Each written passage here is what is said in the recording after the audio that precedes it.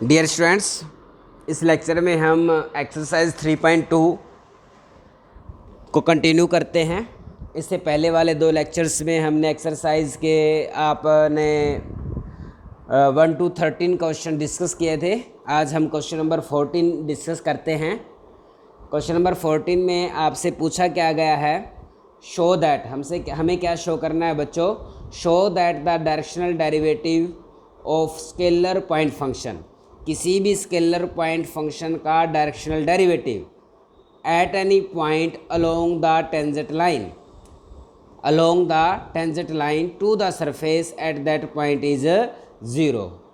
Okay students, statement clear है या नहीं क्लियर है? स्टेटमेंट में क्या पूछा गया है, आपको डायरेक्शनल डेरिवेटिव निकालना है किसी भी स्केलर पॉइंट फंक्शन का एट एनी पॉइंट। मान लिया कि ये आपके पास कोई भी एक सरफेस है, ओके, स्केलर पॉइंट फंक्शन है एट एनी पॉइंट। ये मान लिया कि आपके पास वो कोई भी एक पॉइंट P है eight any point along the tangent line. अगर आप इसका डायरेक्शनल डेरिवेटिव किसके अलोंग निकालें बच्चों, अलोंग द टेंजेंट लाइन। मान लिया कि इस पॉइंट पर ये आपके पास क्या है, एक टेंजेंट प्लेन है, ओके, और ये आपके पास क्या है बच्चों, एक टेंजेंट लाइन मान ली, ओके। इस सरफेस पे इस स्केलर पॉइंट फंक्शन का डायरेक्शनल डेरिवेटिव अगर आप इस टेंजेंट लाइन के अलोंग निकालें, किसके अलोंग निकालें, टेंजेंट लाइन के अलोंग निकालें, तो उसकी वैल्यू हमेशा क्या आएगी बच्चों, 0 आएगी। ये हमें शो करना है, ठीक है ना, ओके। और आपको बाय डेफिनेशन पता है कि हमें पता है कि we know that the directional derivative of a function of a scalar point function phi. आपको पता है कि हम जानते हैं कि किसी भी स्केलर पॉइंट फंक्शन का directional derivative in the direction of a vector की डायरेक्शन में किसके इक्वल होता है बच्चों, ग्रेडियंट ऑफ फाई डॉट में ए कैप होता है। क्लियर है ना? आपको बार बार बताया गया है कि directional derivative of a scalar point function phi in the direction of a vector is equal to gradient of phi dot में ए कैप, ओके। अब ए कैप क्या है आपके पास, ए कैप का मतलब क्या है कि हमें डायरेक्शनल डेरिवेटिव किस डायरेक्शन में निकालना है, ए डायरेक्शन में निकालना है, ए वेक्टर की डायरेक्शन में निकालना है। अब लेकिन क्वेश्चन की स्टेटमेंट में आपको बता दिया गया है कि जो ए वेक्टर की डायरेक्शन है वो किसके अलोंग है, अलोंग द टेंजेंट लाइन, मतलब a vector is along the tangent line. Now if a vector is along the tangent line, अगर ए वेक्टर टेंजेंट लाइन के अलोंग है तो इसका मतलब a vector lies in the tangent plane, ठीक है। इसका मतलब a vector lies in the tangent plane, तो ए वेक्टर टेंजेंट प्लेन में क्या करेगा बच्चों, लाई करेगा, ठीक है। ये आपने कंसीडर कर देखिए, ये मान लिया कि ये आपके पास कोई भी एक सरफेस है और ये आपके पास क्या है बच्चों, ग्रेडियंट ऑफ दैट सरफेस। अगर इसको फाई है, अगर ये सरफेस फाई है तो आपने ये ग्रेडियंट ऑफ फाई है। ग्रेडियंट ऑफ फाई इस सरफेस पे क्या है बच्चों, नॉर्मल है, और ये वो पॉइंट और ये क्या है आपके पास बच्चों, ए वेक्टर है। ये क्या है बच्चों, ए वेक्टर है जिस डायरेक्शन में हमें डायरेक्शनल डेरिवेटिव निकालना है, ओके। ये ए वेक्टर कहाँ लाई करता है बच्चा, टेंजेंट प्लेन में। कह रखा स्टेटमेंट में कि a vector is along the tangent line. अगर ए वेक्टर टेंजेंट लाइन के अलोंग है तो इसका मतलब ए वेक्टर तो टेंजेंट प्लेन में है। बताओ बच्चों, ए वेक्टर कहाँ पर है, टेंजेंट प्लेन में है। और ग्रेडियंट ऑफ फाई कहाँ पर है बच्चों, ग्रेडियंट ऑफ फाई आपको बताया था ना, geometrical representation of gradient of phi.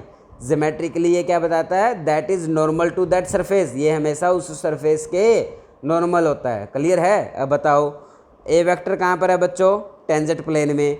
Gradient of phi कहाँ पर है बच्चों, नॉर्मल प्लेन में। समझ गए? Gradient of phi normal plane में है और ए वेक्टर टेंजेंट प्लेन में है। अगर बच्चों ए वेक्टर टेंजेंट प्लेन में है तो ए कैप भी क्या है, ए कैप की भी तो डायरेक्शन सेम है, ए कैप भी कहाँ पर है, टेंजेंट प्लेन में है। और नॉर्मल प्लेन और टेंजेंट प्लेन एक दूसरे के क्या होते हैं बच्चों, परपेंडिकुलर होते हैं। नॉर्मल प्लेन और tangent plane are perpendicular to each other. समझ गए ना? यही बात यहाँ पर लिखी है कि ए वेक्टर है वो टेंजेंट प्लेन में लाई करता है, तो इसका मतलब ग्रेडियंट ऑफ फाई और ए वेक्टर आर ऑर्थोगोनल। ऑर्थोगोनल क्यों हुए, क्योंकि ग्रेडियंट ऑफ फाई तो नॉर्मल प्लेन में है और ए वेक्टर टेंजेंट प्लेन में है। टेंजेंट प्लेन और नॉर्मल प्लेन जब एक दूसरे के क्या हैं, परपेंडिकुलर हैं, तो वेक्टर्स भी क्या होंगे, परपेंडिकुलर ऑर्थोगोनल हो जाएंगे। तो इसका मतलब gradient of phi and a cap are orthogonal. और जब दो वेक्टर्स ऑर्थोगोनल हैं तो उनकी डॉट प्रोडक्ट क्या हो जाएगी बच्चों, जीरो। तो gradient of phi dot a cap is equal to zero. तो मतलब इसकी वैल्यू क्या आएगी बच्चों, आपके पास जीरो आ गई। तो ये था क्या, यही तो डायरेक्शनल डेरिवेटिव है। तो इसका मतलब value of the directional derivative of any scalar point function along the tangent line is always zero. Okay students, okay.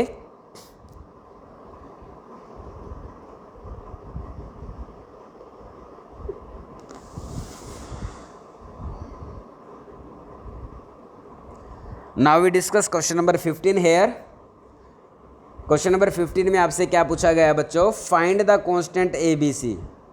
Find the constant A B C, A B और सी की values निकालनी है। So that conditions क्या हैं कि show that directional derivative of phi, इस phi का जो डायरेक्शनल डेरिवेटिव है इस पॉइंट पर 1, 2 and -1 has a maximum of magnitude. Directional derivative की जो मैक्सिमम वैल्यू हो वो कितनी हो, 64 हो।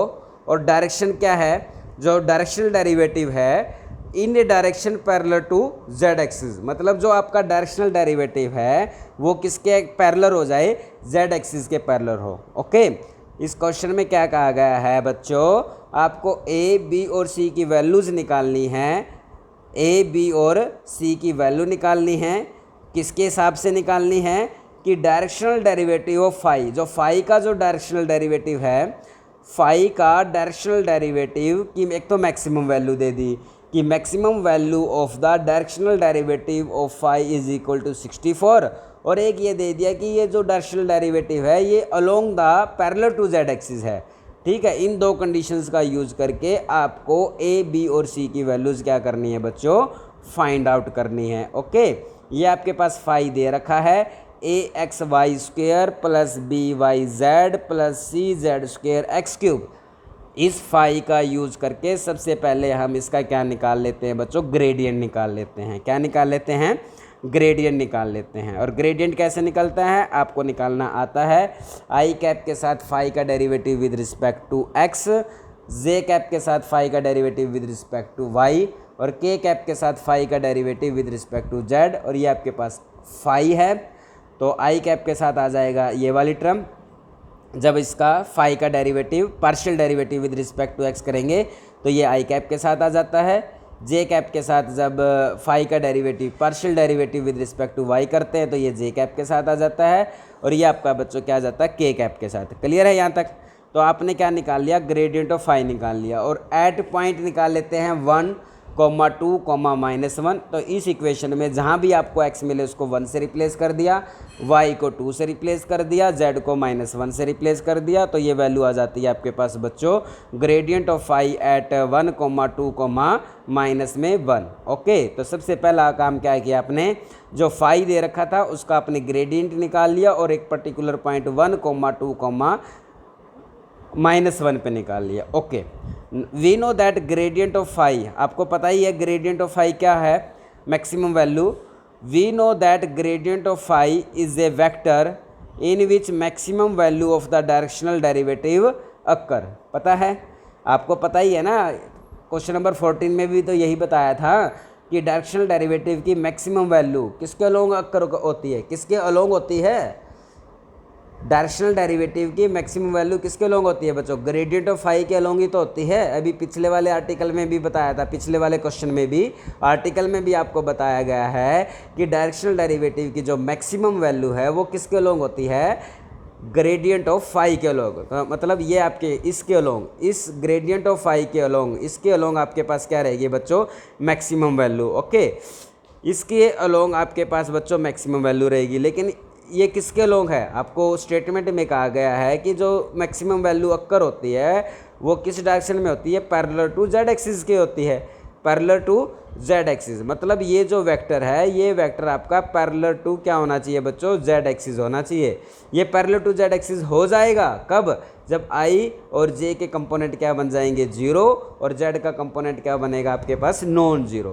बात समझ में आ गई ना। यही बात यहाँ पर लिखी गई है कि वी नो दैट, हम जानते हैं कि gradient of phi is a vector, gradient of phi वो वेक्टर है in which maximum value of the directional derivative occur, जिस डायरेक्शन में maximum value of the directional derivative क्या होती है बच्चों, अक्कर होती है। But it is given that the directional derivative is maximum in a direction parallel to z axis. हमें तो ये दे रखा है कि डायरेक्शनल डेरिवेटिव की जो मैक्सिमम वैल्यू है वो किसके अलोंग है, जेड एक्सिस के अलोंग है। इसकी मैक्सिमम वैल्यू जेड एक्सिस के पैरेलल है, तो इसका मतलब आई और जे का जो कंपोनेंट है वो जीरो हो जाएगा और के का कंपोनेंट है वो आपका नॉन जीरो हो जाएगा। क्लियर है, ओके। तो अब आप क्या करते हैं, इस इक्वेशन नंबर 2 से ए की वैल्यू निकाल लेते हैं इन टर्म ऑफ सी। तो a is equal to -3c/4। Equation number 3 का यूज़ करके आप ए की value in term of b निकाल लेते हैं, तो ए की वैल्यू क्या आ जाती है बच्चों, b/4 आ जाती है। क्लियर है यहाँ तक, ओके स्टूडेंट्स। नेक्स्ट स्टेप देखिए, ए की वैल्यू आपके पास क्या है बच्चों, b/4, और ए की वैल्यू किसके इक्वल है, माइनस में 3c/4। तो इसका मतलब ये आपस में भी क्या हो जाएंगी, इक्वल हो जाएंगी। तो अब आप इस इक्वेशन को किससे है, 4 से मल्टीप्लाई कर देते हैं। 4 से मल्टीप्लाई करेंगे तो ये इक्वेशन इसमें चेंज हो जाएगी। अब आप इस इक्वेशंस को किससे डिवाइड कर देते हैं बच्चों, 12 से। ओके, जब आप इसको 12 से डिवाइड करेंगे तो 4a/12 करेंगे तो a/3 आ जाएगा, b के नीचे 12 करेंगे तो b/12 आ जाएगा, -3c के साथ नीचे 12 करेंगे तो c के साथ क्या आ जाएगा, माइनस में 4 आ जाएगा। क्लियर। तो अब आपने क्या माना कि a/3, b/12, c/-4 को किसके इक्वल मान लेते हैं बच्चों, लेमडा के इक्वल मान लेते हैं। क्लियर है यहाँ तक, ओके स्टूडेंट्स, ओके। तो यहाँ से a की वैल्यू क्या आ जाएगी बच्चों, a की value a is equal to 3 lambda, b is equal to 12 lambda और c is equal to minus में 4 लेमडा। ओके, a, b और c की वैल्यू इन टर्म ऑफ हमने क्या निकाल ली बच्चों, लेमडा निकाल ली। और ये जो a, b और c की वैल्यू है वो आपने ग्रेडियंट ऑफ फाई जो पीछे निकाला था उसके अंदर पुट कर दिया।